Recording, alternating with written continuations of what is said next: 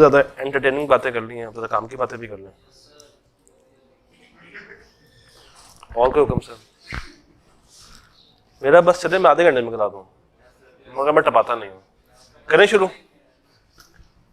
चलें जी, कहानी को स्टार्ट करते हैं। हमारे पास दो एरियाज हैं, 2 और 11। एरियाज 2 हैं मगर उसमें जो कंटेंट है वो 4 है, क्योंकि 2 के अंदर आपको 3 बातें देखने को मिल जाती हैं, 210, 220 और एथिकल कंसिडरेशंस। स्क्रीन के ऊपर आपको चैप्टर 2 का एक मैप नजर आ रहा होगा। First we talk about ethical considerations. याद रखिएगा, इसको आपने हमेशा 13 खत्म होने के बाद करना।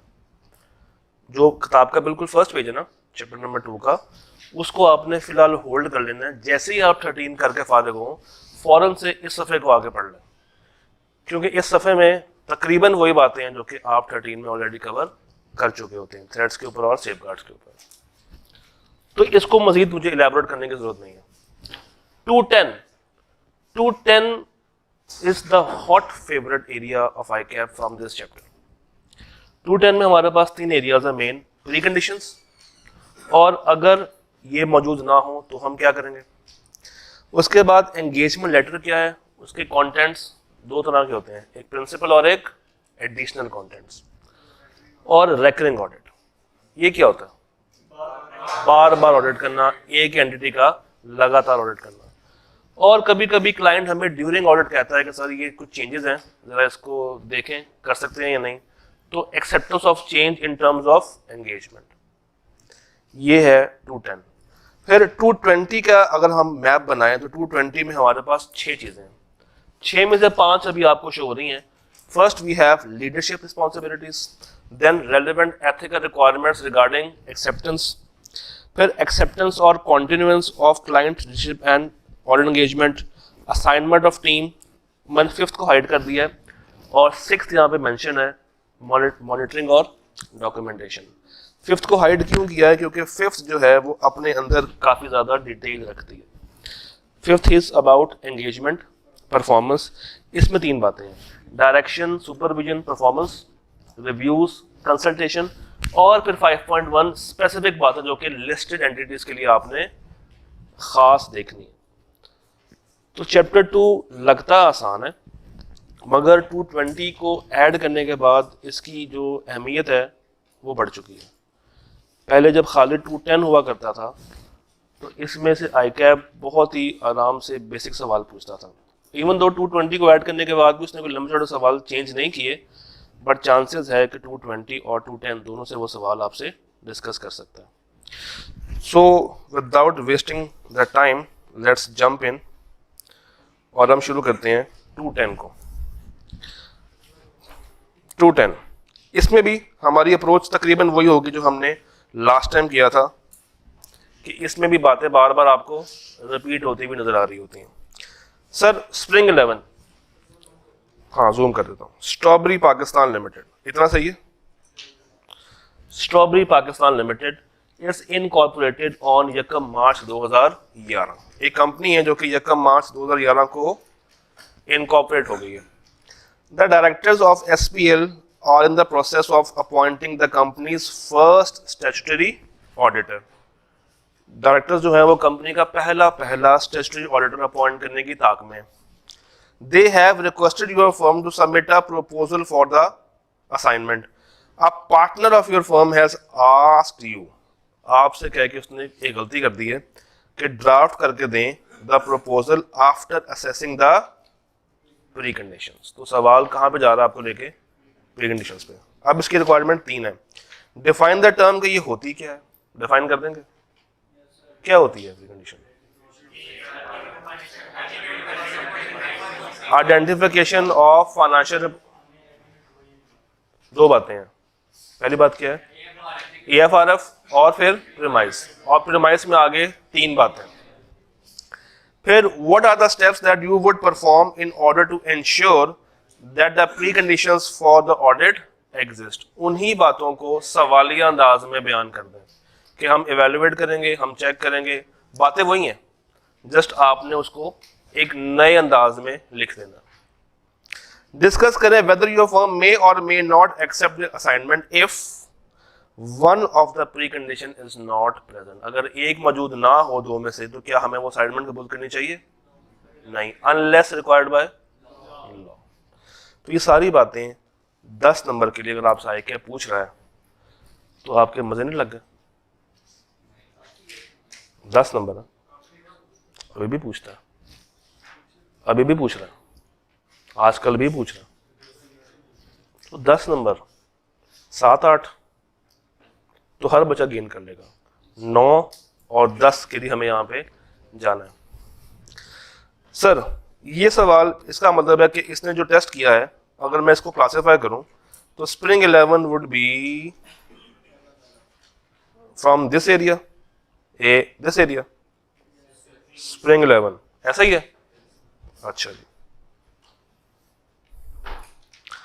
List the circumstances in which it may become necessary to revise the terms of audit for a recurring audit. Recurring वाले एरिया में जाके आपको एक लिस्ट मिलती है, मैनेजमेंट चेंज हो गई है, ओनरशिप चेंज हो गई है, इंडस्ट्री की रेगुलेशंस चेंज हो गई हैं, कोई नया रिपोर्टिंग फ्रेमवर्क आ गया है, वो जो 7-8 बातों की एक लिस्ट है वो आपने उठा के 7 नंबरों के लिए एज इट इज लिख देनी है, कॉपी पेस्ट मारना। तो क्या इन 7 को हासिल करना मुश्किल है? It all depend. 6-7 क्यों, 7 बातें आपको आनी चाहिए, 7 में से 7 ले, तो इसमें तो मेरा नहीं ख्याल कि मुझे मार्क्स लूज करने चाहिए। सवाल ने कहा था लिस्ट करें, तो इसमें आपको एडिशनल कुछ बात बताने की जरूरत नहीं। ठीक है जी, तो ऑटम 11 में यहाँ पे क्लासिफाई कर दूं, ये यहाँ पे कर दूं ऑटम 11। ठीक है जी, तो 2 सवाल हम लोगों ने कवर किए, एक प्री कंडीशन का और एक रेकरिंग का। सर स्प्रिंग 12 देख लें। An auditor may agree to a change in terms of engagement provided there is a reasonable justification. वो कहता है कि हम उस वक्त चेंज को कबूल कर सकते हैं, शर्त क्या है कि हमें कोई रीजनेबल जस्टिफिकेशन उसकी प्रोवाइड कर दें। तो 9 नंबरों के लिए 3 बातें। List the circumstances in which management may request the auditor to change in the terms of engagement. ये कौन सी लिस्ट की बात कर रहा है? जो अभी देख कर आए, जो अभी देखी लिस्ट हम लोगों ने, वही उठा के फिर से उसने आपसे पूछ लिया, रेकरिंग वाली वही चेंजेस है ना, ओनरशिप के चेंज। ये अब चेंज कौन सी है? जिसमें जेन्युइन जस्टिफिकेशन, पूरी बात बताए ना,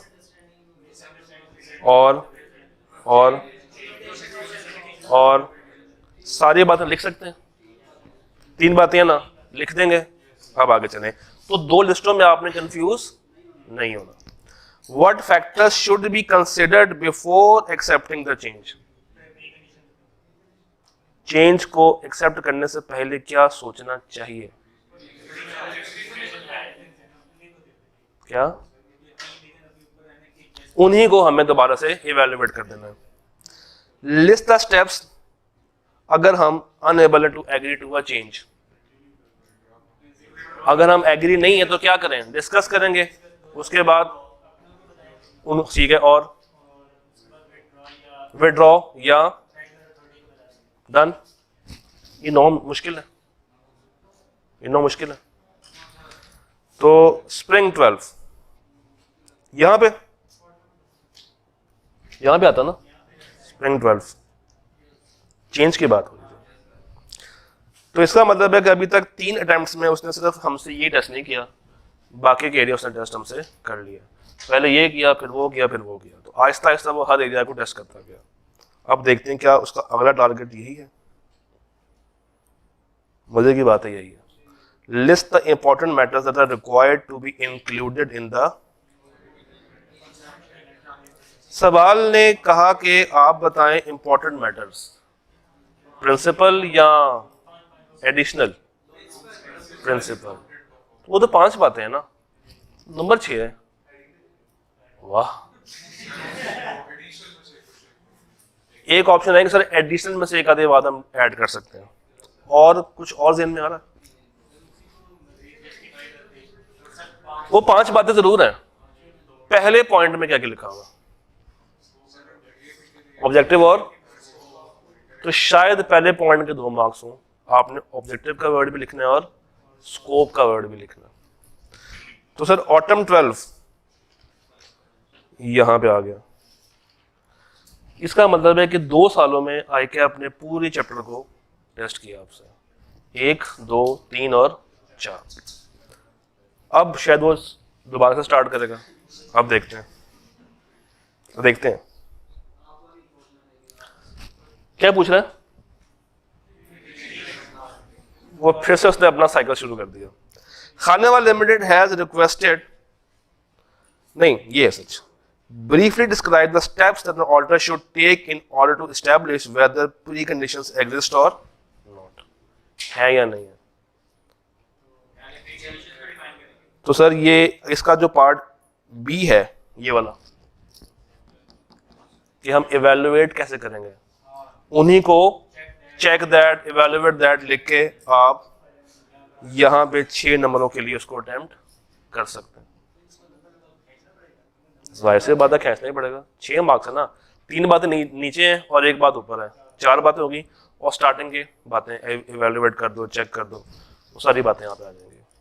वो क्लियर हो रहा है। तो ऑटम 13 को दोबारा से लिख दूं, यहां पे लिख दूं, ठीक है जी।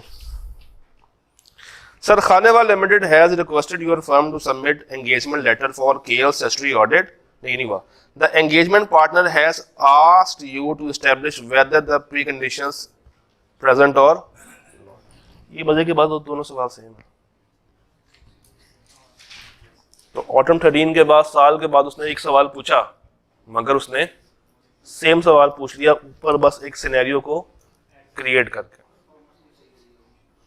तो 6 का पहले था और अब 5 नंबर का पूछ लिया।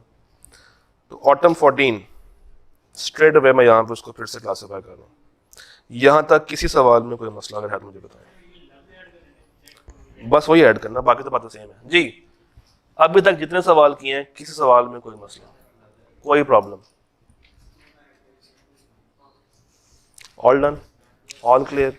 सर वो भाई गायब है जो वहां पे बैठते थे, आई एम मिसिंग हिम। हाँ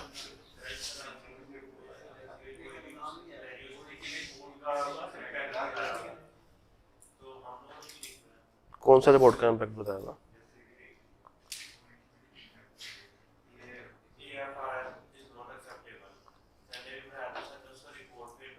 वो तो 14 की बात होगी ना, आप किताब कौन सी यूज कर रहे हो, वो फिर आप चैप्टर नंबर 14 में जाकर देखोगे एज पर ICAP। इसका इससे फिलहाल कोई ताल्लुक नहीं है, उनका थोड़ा सा सीक्वेंस फर्क है, तो अभी के लिए वो लिखने की जरूरत यहाँ पे नहीं। आगे चले जी। वैसे तो भाई थे तो जरा इंटरेक्शन ज्यादा होती थी, आज वो गायब है, बस वो जुमेरात को ना है। Spring 15 the audit engagement letter specifies, अच्छा देखें, the audit engagement letter specifies क्या क्या, ऑब्जेक्टिव, स्कोप, रिस्पॉन्सिबिलिटी उनकी और हमारी, AFRF, form and contents of audit report. सवाल क्या रह गया फिर? एडिशनल। 4 बातें आपने एडिशनल बता देनी है, सिर्फ 4 बातें। 4 बातें कौन सी होंगी? कोई सी 4 बातें। उसने क्या कहा है? उसने कहा है एनी 4। उसने क्या कहा है आपसे? एनी 4। तो एनी 4 में आपने एनी 4 बातें बता देंगे। उस्मान भाई बता देंगे? स्प्रिंग 15 चले बता दें। उस्मान भाई आपके अलावा जरा मुझे बताएं। स्प्रिंग 15 है ना? हाँ जी। कितनी बातें किताब में वैसे काउंट की कि कभी किसी ने? ज्यादा है, ज्यादा 15 तो होनी चाहिए। कोई बात नहीं, 1 2 3 4 5 6 7 8 9 10 इस लाइन के सारे हजरात एंड से स्टार्ट करते हैं। एडिशनल बात कोई एक बता दें, बेशक देख के बता दें। मैं उधर आ रहे हैं भाई। हाँ जी बेहतरीन हो गया हसन भाई, तो सर पढ़ के बता दें। फी और फी के बेसिस। सर ठीक है, ठीक है, ओके। अच्छा आप देख के भी ये बताना था, आप देख के कोई और बता दें। वो वहां से शायद उन्होंने भाई ने बता दिया था। क्या कह रहे हो यार, ठीक हो गया भाई। आपने सुना था उन्होंने क्या कहा, बिलिंग अरेंजमेंट्स। वो कह रहे हैं सवाल कौन सा था, हैं? तो कोई और बता दो, देख के बता दो। बुक भी नहीं है, अच्छा सॉरी। इस रो में बैठे हुए जितने भी मेल फीमेल हैं मिस, वो 3 दफा उन्होंने हो गया है, अगली बात भी होती है। ठीक हो गया मिस, ठीक है मिस, ठीक हो गया। यहां से 3 हज़रात और क्या,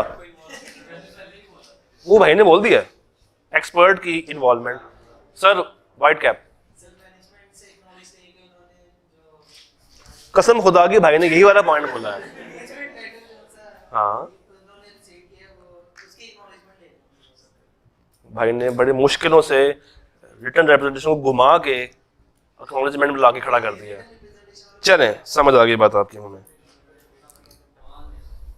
मान लिया, मैंने मान लिया, छोड़ दिया, मैंने माफी कर दिया।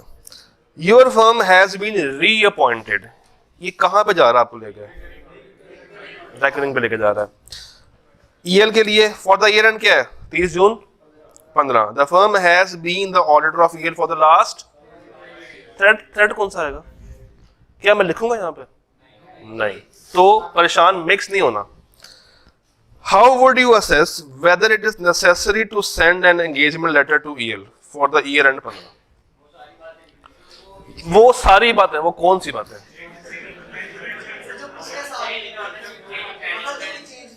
हैं?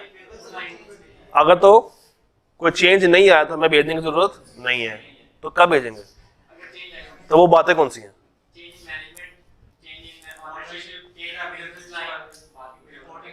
नहीं नहीं, आप शुरू कर दिया आपने।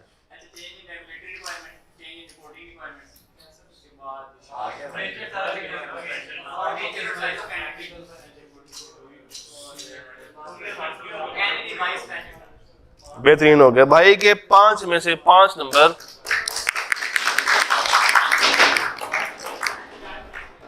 हम यही जोश खवातीन से भी चाहेंगे। बस 4 नंबर के लिए बता दें। स्टेट हाउ वुड, आप खवातीन, state how would you proceed if EL request कि वो चेंज करेंगे। आप में से कोई भी 4 नंबर के लिए बता दें, लिख के देख। अच्छा फिर हम क्रैपिंग नहीं होगी, चल देख के बता दें, देख के बता दें, तब तक आपका सवाल है। हाँ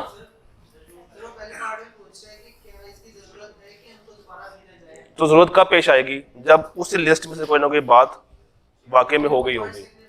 यस, दोबारा बताएंगे कैसे, वो पॉइंट्स रख के तो आप बात करेंगे कि अगर इनमें से कोई ऐसा कुछ हो गया है तब हमें दोबारा से खत को भेजना पड़ेगा। ये हुई बात?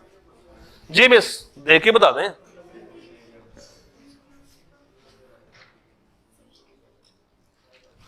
मिस देख कर ही बता दें, आखिरी पेज की आखिरी बात है ये।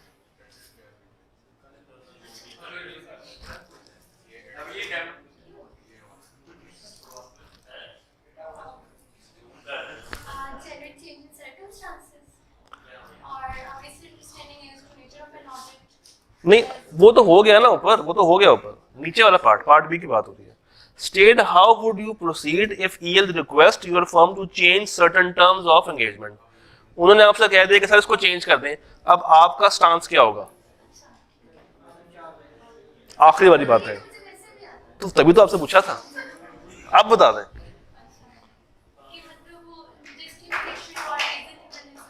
ठीक है,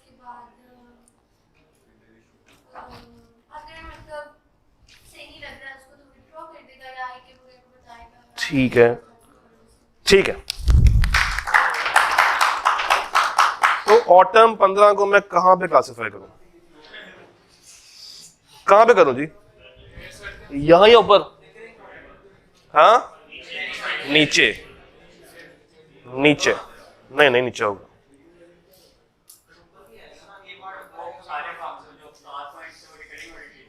चलो परेशान क्यों हो रहे हो? हाँ जी, ओए होए 3 नंबर के लिए बड़ा सा सवाल। नहीं अभी करेंगे। पूछ क्या रहा है? मैनेजमेंट की रिस्पॉन्सिबिलिटीज। वो कहता है कि हमने आपको ये 4 लाइनों में उनकी कुछ जिम्मेदारियां बताई हैं, बताएं कि क्या ये लाइनें जो हमने लिखी हैं वो सही लिखी हैं या नहीं लिखी हैं।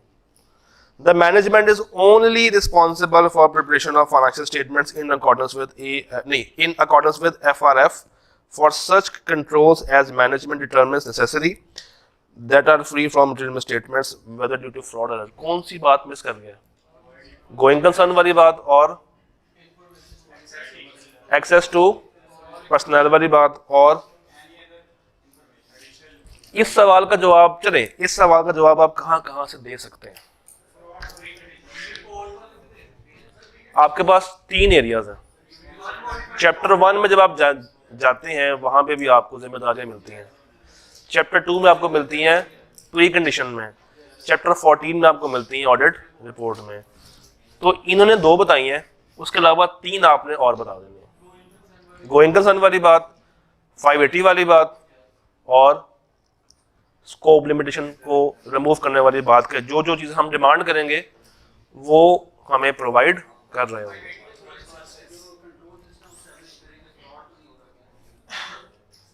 नहीं, वो अपना कंट्रोल इसलिए लगाते हैं कि वहां पे फ्रॉड वगैरह ना हो। मैनेजमेंट की बात हो रही, हाँ वो भी डाल दें। तो ये हमें सवाल समझ आ गया। Discuss the course of action which may be adopted by the auditor if pre conditions are not present. एक ही रस्सी को बार बार घुमा रहा है। हाँ जी, क्या करेंगे? कोर्स ऑफ एक्शन अगर प्री कंडीशन मौजूद नहीं है तो उनको पहले गाइड करेंगे, समझाएंगे कि भाई क्यों जरूरी होता है, और स्टिल ना माने तो विड्रॉ कर देंगे अनलेस रिक्वायर्ड बाय लॉ। तो ये सवाल रिपीटेड सवाल है। स्प्रिंग 17 को यहां पे क्लासिफाई कर देंगे। ट्रेंड चेक करें आई कैप का। हाँ जी, कौन कह रहा था कि रिसेंटली इस तरह का सवाल नहीं आ रहे? ऐसे ना पूछ तो रहा है ना, तो 4 में से 4 ही ले लें यार। वो 3 मार्क्स, वो 3 पार्ट्स थे 10 मार्क्स के लिए, ये एक पार्ट है 4 नंबर के लिए। 17 में तो आप मैट्रिक में थे। 18 state the matters under which an auditor should establish whether the conditions of an audit are present or not, check that, evaluate that। वही बात है। स्प्रिंग 18 भी यहां पे रखते हैं। ये हो गया है। हाँ सही है। हाँ 35%। आप रिसेंट 4 अटेम्प्ट्स में से कोई भी पेपर निकाल लें, मैक्सिमम मार्क्स जो आपको मिलेंगे वो मिलेंगे 35, जो मिनिमम मिलेंगे वो मिलेंगे 27। नहीं करना। अगर वो सिनेरियो लिखने पे मेहनत कर रहा है तो हल्का सा रेट करना उसका हक बनता है। जिस तरह वो सवाल था स्ट्रॉबेरी वाला, अब बातें तो स्ट्रेट फॉरवर्ड ही हैं, मगर लिखते हुए कि हम स्ट्रॉबेरी वालों से उनकी मैनेजमेंट से ये बातें कंफर्म करेंगे तो वो बताना जरूरी है। ऑन एवरेज आप कह सकते हैं कि 30 से 35। State the matters. हो गया? हाँ हो गया। वाहिद लॉजिकल सवाल था ये वाला, वाहिद एक ही लॉजिकल सवाल है जो कि इस चैप्टर से ये वाला है। Discuss the course of action when a client request to change the existing terms of. हाँ जी, क्या मांग रहा है आपसे? अगर वो आपसे चेंज करवाना चाह रहे तो क्या आप चेंज कर देंगे? वही बात जो कि भी अपने मिस ने बताई है ऑटोमिक्स में, उसने पूछ लिया हमसे। अब ये आपके सामने एक ट्रेंड खड़ा हो गया, क्या लगता है इस दफा क्या आएगा?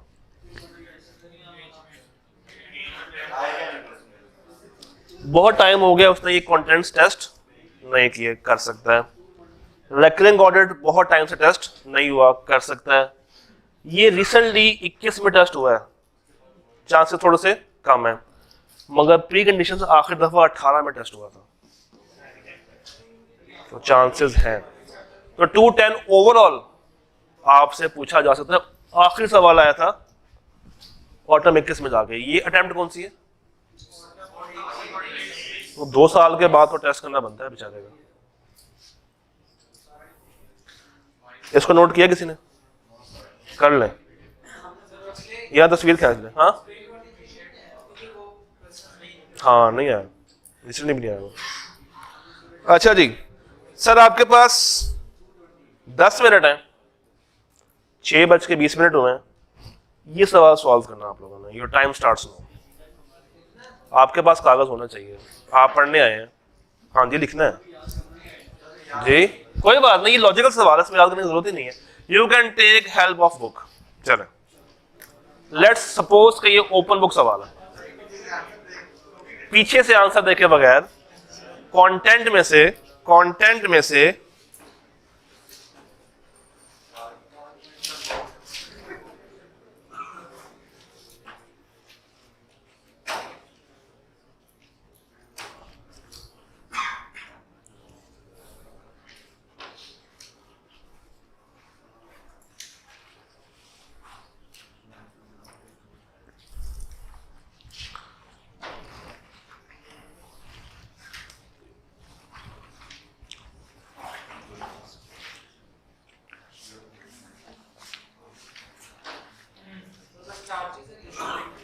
वो करें ना, कौन सी चार्जेस है?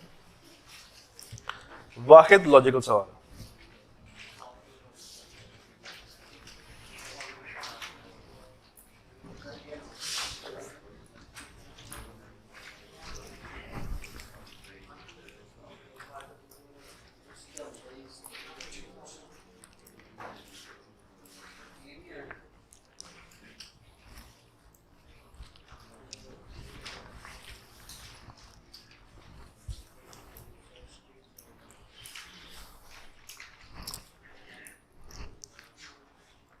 क्या हम उसको पॉज कर सकते हैं? पॉज कर दो, शुरू करें।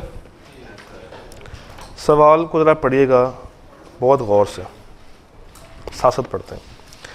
You are the audit manager in a firm of chartered accountants. आपको बना दिया एक audit manager. Your firm has been appointed as the auditor of a listed company. ये एक लिस्टेड कंपनी है, उसका नाम क्या है? रुस्तम रईस।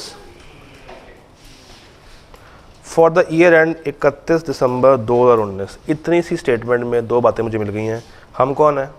ऑडिट मैनेजर, और कंपनी एक लिस्टेड कंपनी है। RRL has been publishing their annual financial statements with in 1 month of the year end have strict deadlines for the completion of audit. इस line को दोबारा पढ़ें। RRL has been publishing their annual financial statements, year end के 1 महीने के अंदर अंदर, और काफ़ी ज़्यादा स्ट्रिक्ट डेडलाइंस हैं। Further this year RRL has changed it's accounting policy of PP। अब वो हिस्टोरिकल कॉस्ट से कहाँ जा रहे हैं? रीवैल्यूएशन पे। मेरा आपसे पहला सवाल है, क्या हम लोग इस कंपनी को ऑडिट करने के लिए फर्स्ट टाइम आ रहे हैं? कहाँ लिखा हुआ है? Your firm has been appointed. तो जब भी आप किसी कंपनी का ऑडिट करने के लिए फर्स्ट टाइम जाएं, तो एक पॉइंट हमेशा आपकी जेब में होना चाहिए कि हम अपने पिछले वाले भाई से बातचीत कर सकते हैं, उसके वर्किंग पेपर्स को रिव्यू कर सकते हैं, मगर किससे पूछ के? क्लाइंट से पूछ के। और क्लाइंट से कब पूछेंगे? At the time of engagement acceptance. तो ये बात सबसे पहले आपने मेंशन करनी है कि सबसे पहले हम जो बात उनसे पूछ सकते हैं वो कौन सी है? प्रीवियस ऑडिटर, या जिसको आप कहते हैं प्रीडिसेसर ऑडिटर, उससे रब्ता कर सकते हैं। तो 4 में से पहली बात तो मुझे ऊपर से मिल गई। ये कंपनी कौन सी है? लिस्टेड कंपनी में एक रिक्वायरमेंट बाय लॉ होती है, कौन सी होती है?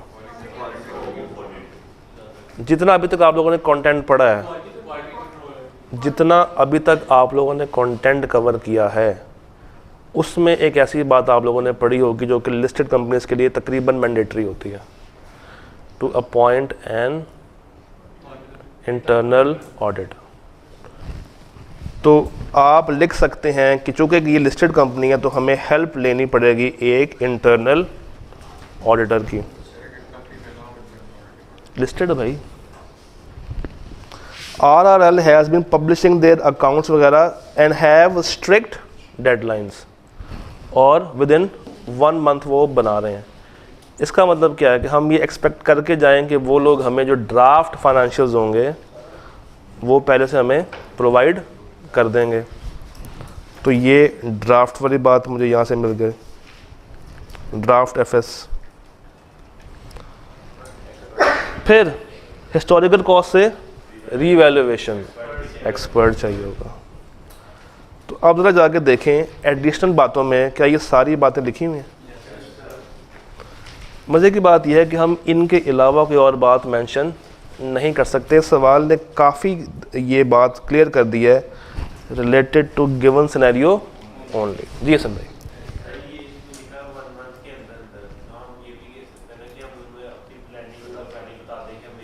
हम ये भी पॉइंट लिख सकते हैं कि हमें at the time of planning interim पे कुछ काम आपसे करवाने पड़ सकते हैं। यस, इस पॉइंट को ऐड कर सकते हैं। एक सेकंड।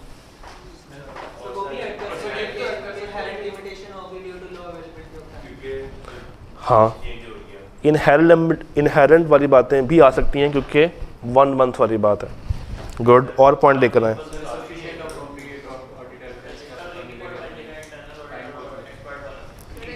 एक बना दे, उसने आपको 4 मार्क्स दिए ना, आप 5 बातें लिख दें। अगर आपको डाउट हो रहा है कि 4 मेरी जो है वो गलत है, या उसमें से शायद एक आधी प्लस माइनस हो सकती है।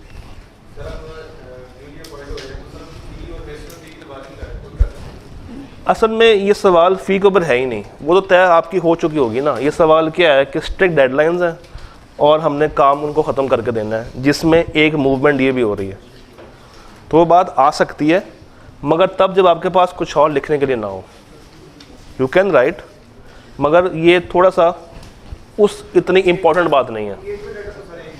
क्या लेटर वाला एक ही होगा, मगर एडिशनली हमें कम से कम ये वाली बातें करनी ज़रूरी है। फ़ी वाली बात नॉर्मली होती है। अच्छा, वैसी बात है कि फ़ी जो है ना वो नॉर्मली डिसाइडेड होती है अंडर ATR 14। तो वो बात अगर आप स्किप भी कर दो तो कोई मसला नहीं होता।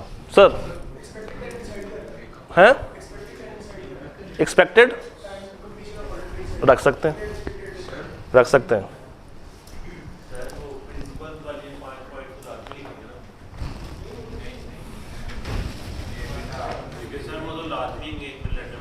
उसने आपसे कहा है कि which you would like to include, जो कि आप शामिल करना पसंद करेंगे, वो तो होते ही होते हैं। रिक्वायरमेंट है code of corporate governance. Sir ने बताया ज़रूर होगा, लिस्टेड होती हैं एज पर कोड ऑफ कॉर्पोरेट गवर्नेंस, ये रिक्वायरमेंट है।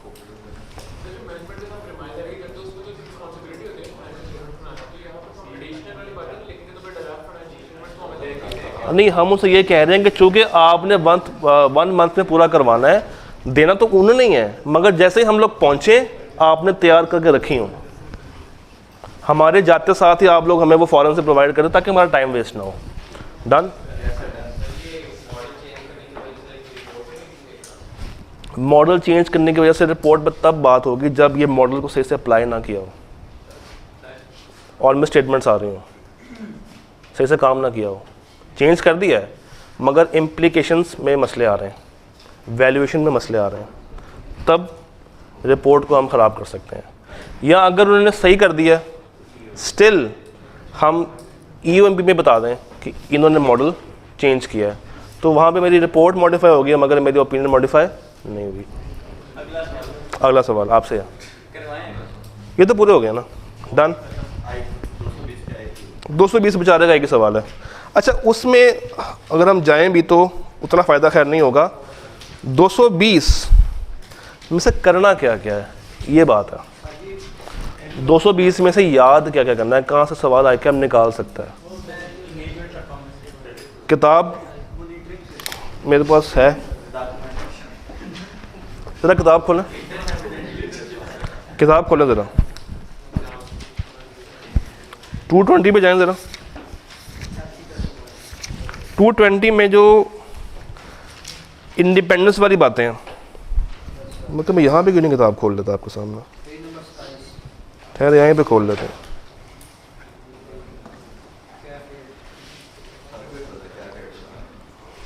अच्छा, मुझे नहीं पता था।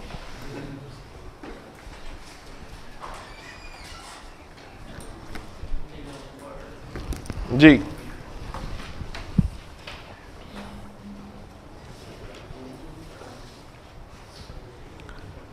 ये आपके सामने आ गया 220।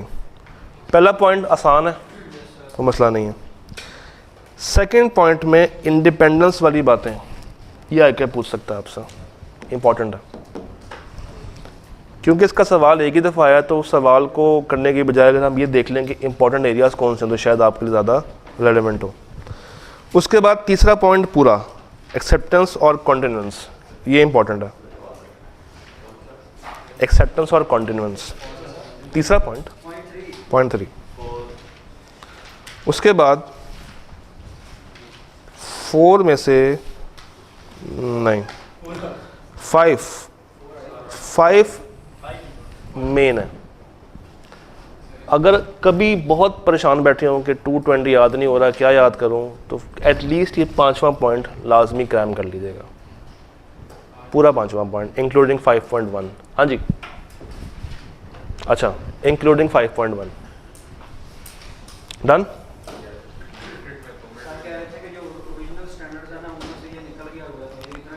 हाँ, अब निकल गया है, मगर CFAP में उसका इम्पैक्ट आया, अभी तक कैफ लेवल पे उसका इम्पैक्ट नहीं आया। आपसे पूछ सकता है, अभी तक आपके रेलेवेंट सिलेबस का पार्ट है, अभी अपनी अपनी जजमेंट है। स्टैंडर्ड में अब नहीं है, मगर रिवाइज्ड में नहीं है। हो सकता है कि जब अगली किताब आए तो आपको इसकी जगह पे ISQM नामी टॉपिक एक नज़र आ रहा हो, क्वालिटी मैनेजमेंट। तो अभी के लिए चूँकि आपके सिलेबस का पार्ट है, तो इसका एटलीस्ट, तभी मैंने कहा था कि अगर कुछ ना याद करना हो तो ये याद कर लीजिएगा। ICAP टेस्ट कर सकता है आपसे, जाति बहाल का एक सवाल आपसे पूछ ले, उसको कौन रोक सकता है। डन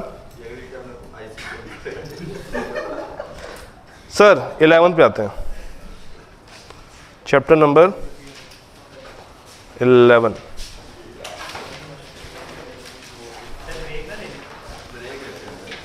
नहीं, एक ही दफ़ा करेंगे उसको।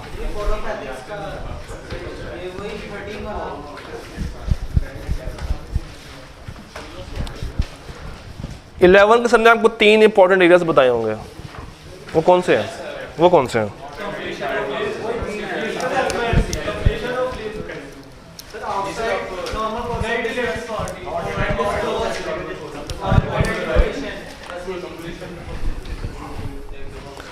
चैप्टर के सवाल देखने से पहले एक दफ़ा किताब को चेक कर लेना। चैप्टर आपका शुरू होता है कुछ डेफिनेशंस के साथ कि आर्म्स लेंथ क्या होती है और रिलेटेड पार्टी ट्रांजिशंस किसे कहते हैं। हाँ, याद करनी है। अच्छा जी, ICAP को जो एरियाज काफ़ी ज़्यादा पसंद है, number 1 risk assessment. Number 1 risk assessment वाली बातें। कुछ सवाल ICAP ने यहाँ से एज इट इज़ पूछे हैं, ठीक। अगली बात जो ये एरिया आपसे करता है, ये पहले कोर्स का पार्ट था कंप्लीटनेस, आपको उसके सवाल भी मिलेंगे, बट अब ये एक्सप्रेसली उसका पार्ट नहीं है, तो आपने परेशान इसमें से नहीं होना। प्रीवियसली अनडिस्क्लोज्ड और अनआइडेंटिफाइड रिलेटेड पार्टीज इंपॉर्टेंट है। आउटसाइड द नॉर्मल कोर्स, और इसी में आगे जाके आपको मिलता है not at arms length, not at arms length.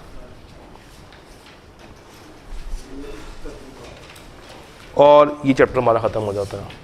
तो ये गिनती के 3 से 4 एरियाज़ हैं जहाँ से ICAP बार बार सवाल आपसे पूछ सकता है। शुरू करें, चलो जी। During the audit of TL, the audit senior noticed that in one of the floors of the office building, a business other than the TL was being run. एक ऑफिस बिल्डिंग है, उस ऑफिस बिल्डिंग के एक floor पे एक ऐसा business चल रहा है जो कि TL का नहीं है। On inquiry with the TL's management, it was identified that the floor was being run by the daughter of a director. For 6 months वो अपना ऑनलाइन काम वहाँ पे खातून चला रही थी। उससे कोई रेंट लिया गया? नहीं। No rent is being charged as it has been a vacant floor and carries no marginal cost to. उन्होंने कहा जब हमें कोई खर्चा ही नहीं आ रहा तो चलो डायरेक्टर की बेटी को यहाँ पे बिठा देते हैं, वो अपना ऑनलाइन काम वहाँ पे रन कर रही है। तो ये अच्छी चीज़ तो नहीं है। तो डायरेक्टर की बेटी कौन बन गई हमारे लिए? अब evaluate the above arrangement and discuss the procedures which should be performed by the audit senior। 9 number का सवाल है और आपसे क्या मांग रहा है? प्रोसीजर्स। क्या यहाँ पे सब्सटेंटिव लिख के आऊँगा? नहीं, यहाँ पे स्पेसिफिक टू स्टैंडर्ड जो मेरे पास बातें हैं मैंने वही एज इट इज़ उठा के लिख देनी है। सर क्या उन्होंने आपको पहले बताया था? आपको खुद पता चला या आपने बाद में आइडेंटिफाई किया? जो उन्होंने आपको लिस्ट प्रोवाइड की थी उसमें इसका नाम शामिल नहीं था। तो इसका मतलब है कि 9 मार्क्स को हासिल करने के लिए जो चीज़ मुझे सबसे पहले लिखनी है वो क्या है? प्रीवियसली अनआइडेंटिफाइड वाली बात। ये मुझे लाजमी बातें उसको बतानी पड़ेंगी। और क्या बताऊंगा? Outside the normal course. तो 9 नंबर के लिए ये दोनों बातें आपसे पूछ रहा। सारे आएंगे, ए और बी आएंगे। ये नीचे वाला इफ मैनेजमेंट कौन सा? नहीं। तो चूंकि उसने आपसे डिस्क्लोज नहीं की थी ये वाली बातें भी आएंगी। और उसके बाद वो एक ऐसी ट्रांजेक्शन में इन्वॉल्व थे जो कि आउटसाइड द नॉर्मल कोर्स है। तो ये सारी बातें भी आपको दोबारा से लिखनी पड़ेंगी। तो 9 नंबर के लिए आपसे बड़ा अच्छा सवाल उन्होंने टेस्ट कर लिया। क्लियर होगी बात? अच्छा जी। During the audit of CL, your team observed that CL has sold one of its free hold lands to MPL at a loss of rupees. एक लैंड पड़ी हुई थी जो कि लॉस पे बेच दी। लॉस पे किसको बेची जा सकती होगी? एक रिलेटेड पार्टी को ही। Your team further investigation of the matter and reading of the minutes of the board ने ये बातें हमें सामने लेकर आई हैं। Director of CL holds 20% share holding in MPL which makes the entity related party. उन्होंने आपको बता दिया। चलो लॉस पे तो बेच दी, बात समझ आती है, कोई बात नहीं, बेच दी, नुकसान हो गया। फर्दर 30% पैसे कैश में है और बाकी के पैसे मज़ीद 5 साल के बाद मिलेंगे। एक तो लॉस पे बेच रहे हैं, फिर पैसे भी आपको पूरे नहीं मिल रहे हैं। 30% अभी और 70% बाद में।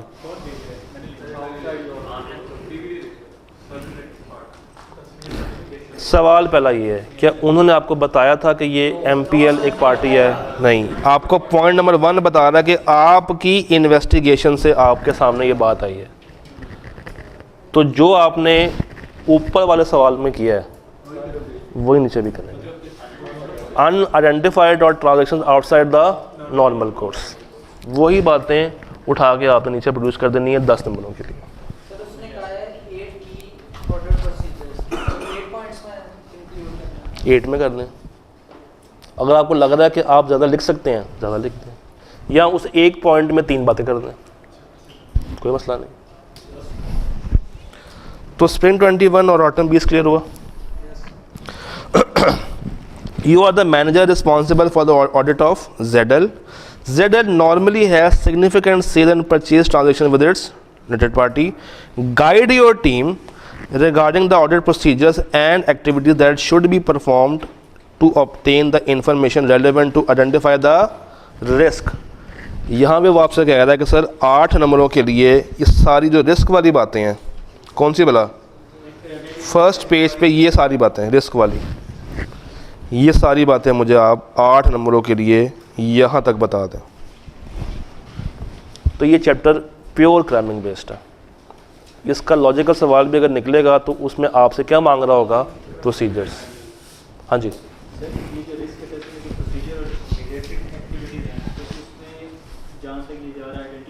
एंड तक जाएगा, एंड तक जाएगा। 10 नंबर है भाई,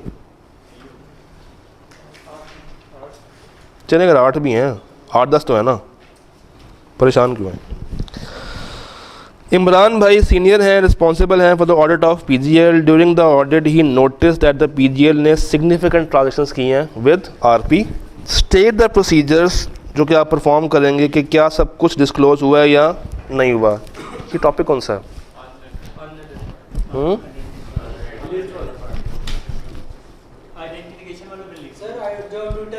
ये ट्विटर नोट है, कंप्लीटनेस जो आपका ट्यूटर नोट है। चूँकि अब ये एक्सप्रेसली पार्ट ऑफ सिलेबस नहीं है, याद करना चाहें तो कर लें। What steps would should Imran भाई परफॉर्म इफ़ ही आइडेंटिफाइज कि एक ऐसी ट्रांजैक्शन है जो कि आइडेंटिफाई या डिस्क्लोज्ड नहीं है। यहाँ पे वो आएगा अनआइडेंटिफाइड और अनडिस्क्लोज्ड।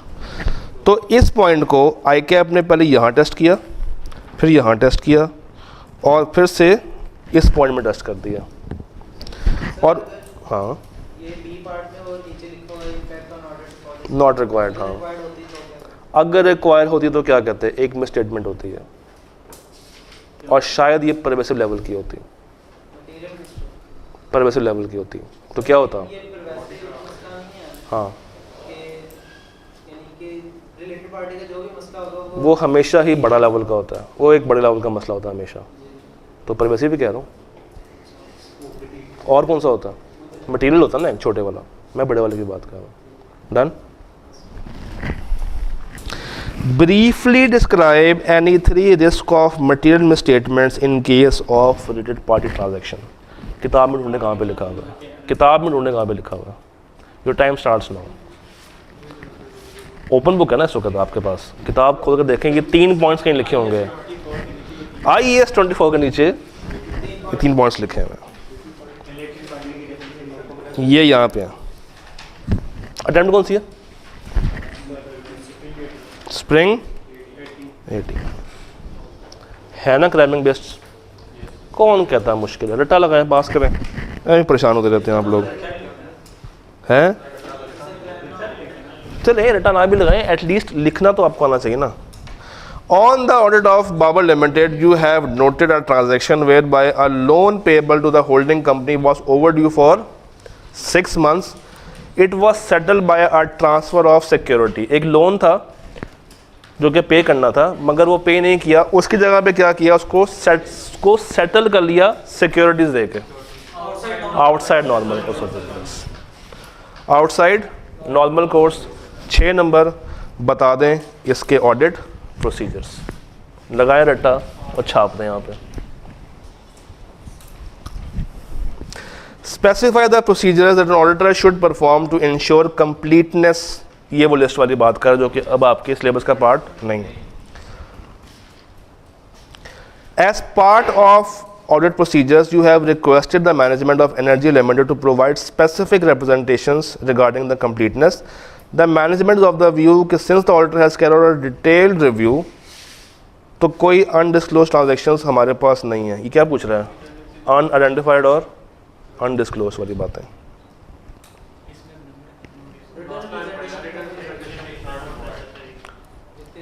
जबकि चाहिए होती है तो 6 मार्क्स के लिए बता देंगे। क्या बताएंगे यहाँ पे? फॉर 6 मार्क्स ये आ जाएगी और ये आ जाएगी। ओ सॉरी, ये आ जाएगा, वहाँ पे लग गया टिक गलती से। ये बातें आपने वहाँ मेंशन करनी पड़ेंगी। अच्छा जी, A schedule of related party transactions provided by client include two significant transactions that are outside the normal course. बताएं substantive procedure जो कि आप यहाँ पे लगाएंगे, बता देंगे? Easy है?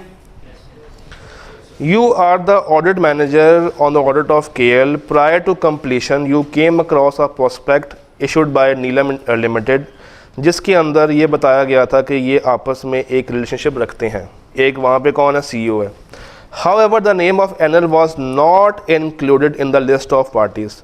जब आपने पूछा, on being confronted, the management has advised that the name was omitted inadvertently. गलती से मिस्टेक होगी उनसे.